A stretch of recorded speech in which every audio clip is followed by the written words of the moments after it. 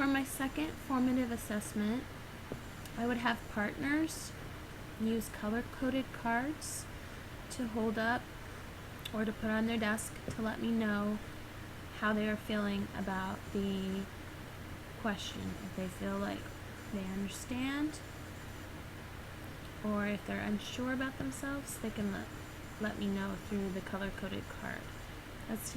Let's look at an example here from this video.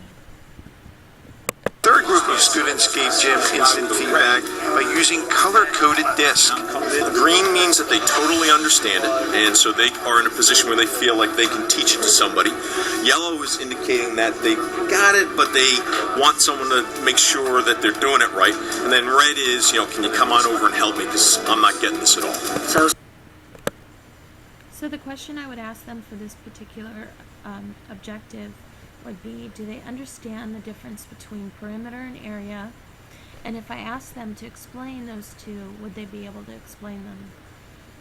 So if they hold up green, that means yes, they understand it, and yes, they can explain it. If they hold up yellow, that means that they think they understand it, but they're not sure they could explain it, or maybe they still have a question.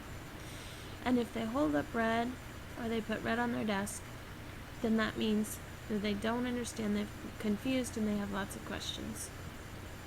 I would do this in partners so that they could interact with each other, and if one of them feels stronger about a concept than the other one, then the stronger student would help the other student to understand.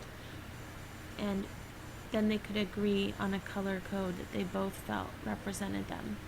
So if at the beginning one of them felt it was red and the other one felt it was yellow, then the yellow student would help the red student until they both felt like they were at yellow. And then I could come over and help them to understand the concept until they got to the point where they felt like they could both say they felt like green was the right answer.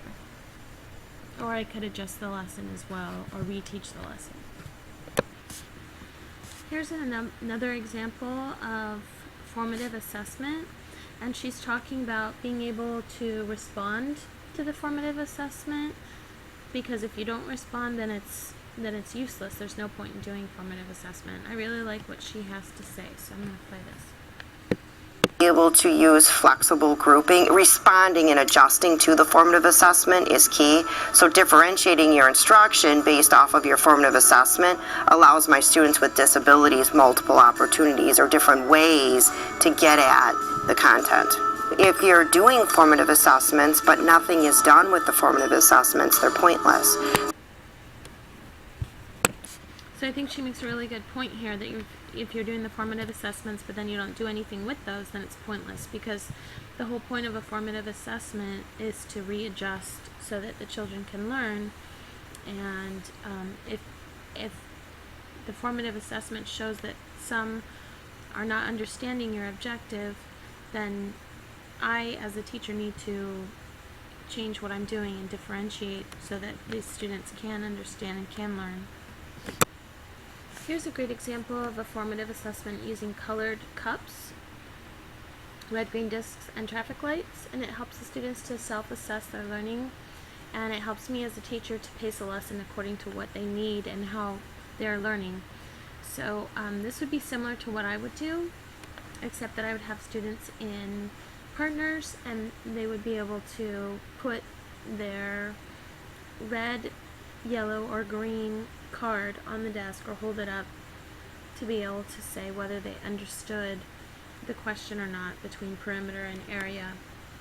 But this is a great idea too, because the students are given different ideas for using cups, or it says during the lesson if the student feels the teacher's going too fast, they put out the yellow cup if they want to ask a question, or they can put out the red cup if they're confused.